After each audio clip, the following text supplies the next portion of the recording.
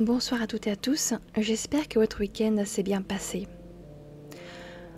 Je suis Amanti et chaque samedi soir, je fais un petit récapitulatif des actualités crimes et disparitions de la semaine. En première actualité, meurtre et suicide au Leclerc de Montgaillard.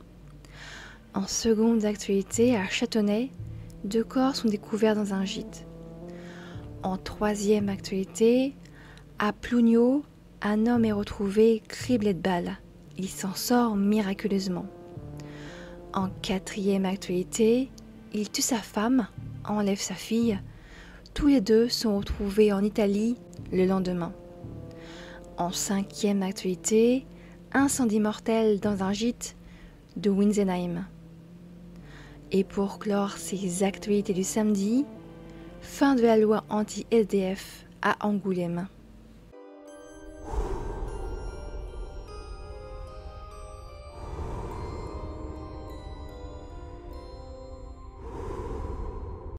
En première actualité, meurtre et suicide au Leclerc de Montgaillard.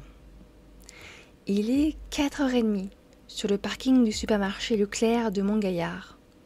3 personnes y sont découvertes sans vie.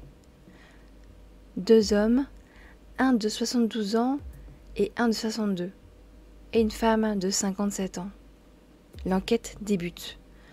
L'homme de 62 ans et la femme de 57 ans travaillent tous deux au Leclerc, au rayon frais de la grande surface. L'homme de 72 ans était l'époux de la femme. Le couple marié était sur le point de se séparer. Le mari avait même quitté le domicile conjugal quelques jours avant le passage à l'acte. Assez vite, l'enquête s'oriente sur une liaison entre l'homme de 62 ans et la femme de 57 ans. Liaison soupçonnée par l'époux de 72 ans, qui cette nuit-là aurait attendu sa femme et son amant sur le parking. Il abat de 5 balles sa femme et son amant, puis retourne l'arme contre lui, un vieux revolver. En seconde actualité, à Châtenay, 2 corps sont découverts dans un gîte. Une enquête pour homicide volontaire est ouverte depuis la découverte de 2 corps dans un gîte de Châtenay le dimanche 6 août. Les gendarmes ont de suite gelé la scène de crime. Les 2 victimes ont reçu plusieurs balles. Les propriétaires du gîte n'étaient pas là et sont maintenant sous le choc. Une des victimes a reçu 12 balles au thorax et à la tête. L'autre victime a reçu une seule balle en pleine poitrine.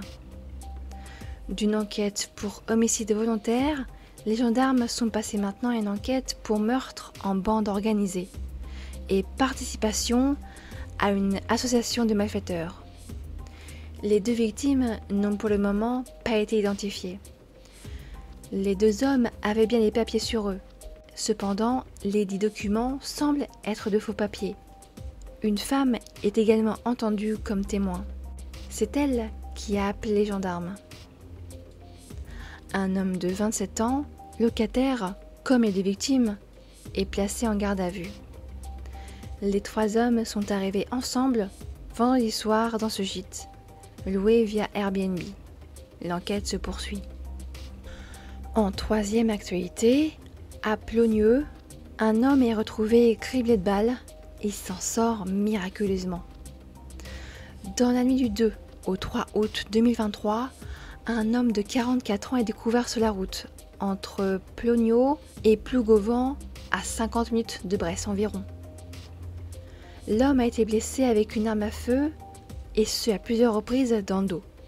Une enquête est donc ouverte. L'homme, un Brésilien de 44 ans, avait passé les nuits précédentes dans les bois de Kerstrade, dans une petite tente, pas très loin du lieu où il a été découvert. Son pronostic vital n'était pas engagé.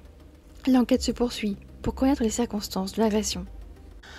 En quatrième actualité, il tue sa femme, enlève sa fille. Tous les 2 sont retrouvés en Italie le lendemain. Le jeudi 8 juin 2023, à 16h30, signe la fin d'une chasse d'un homme de 44 ans, Jamel Younes, soupçonné d'avoir, le mercredi, tué son épouse par strangulation dans son logement de Dunkerque, puis d'avoir pris sa fille de 8 ans, Malek, pour que tous deux rejoignent la Tunisie. Le père et sa fille sont retrouvés dans la ville de Civitavecchia. Pour le moment, Jamel Younes est simplement suspect du meurtre de sa femme. Cependant, beaucoup d'éléments sont contre lui. Déjà, le couple était connu par la police, car 2 plaintes pour violence conjugale avaient été déposées contre lui en 2021. Les voisins ne sont pas non plus très élogieux par rapport au comportement du suspect. Je cite : « Ce n'était pas quelqu'un de gentil. C'était quelqu'un qui la tapait régulièrement.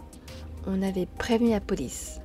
L'enquête se poursuit. » En 5e actualité, incendie mortel dans un gîte de Winsenheim. Dans la nuit du mercredi 9 août 2023, 28 personnes sont rassemblées dans un gîte accueillant des personnes en situation de handicap ainsi que leurs encadrants. Malheureusement, au cours de la nuit, 11 personnes périrent dans un incendie. 17 reviendront légèrement blessées. Une enquête commence pour comprendre où le feu a commencé. La vice-procureure du parquet de Colmar parle d'un feu qui a couvé, soit un feu à retardement, dû à l'accumulation de gaz qui serait à l'origine de l'incendie.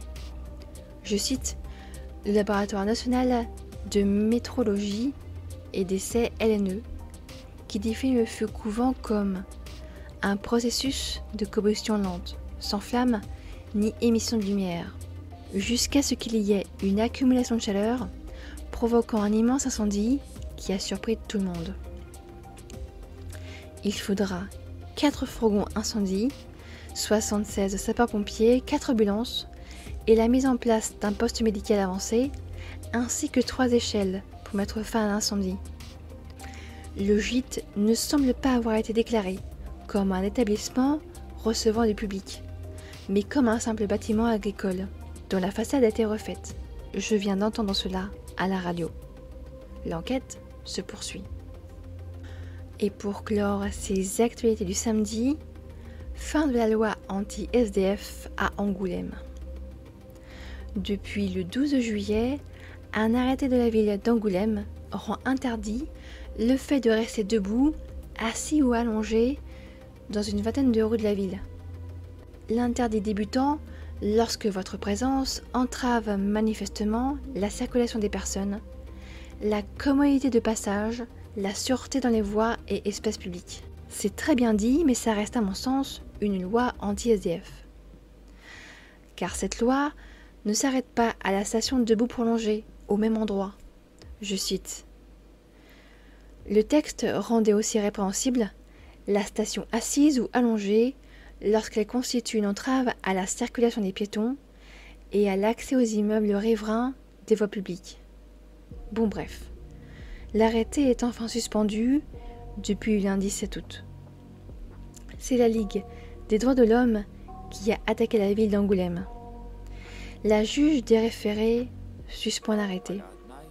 Je cite : « Elle porte une atteinte grave et immédiate à la liberté d'aller et venir et à la liberté de réunion de personnes se déplaçant sur le territoire de la commune d'Angoulême. » Je vous remercie d'avoir regardé ou écouté ces actualités jusqu'au bout. N'hésitez pas à partager vos avis, théories et ressentis en commentaire. Je vous donne rendez-vous mercredi soir pour une nouvelle histoire. Passez un très bon week-end. Prenez soin de vous, prenez soin de vos proches. Et d'ici là, n'oubliez pas.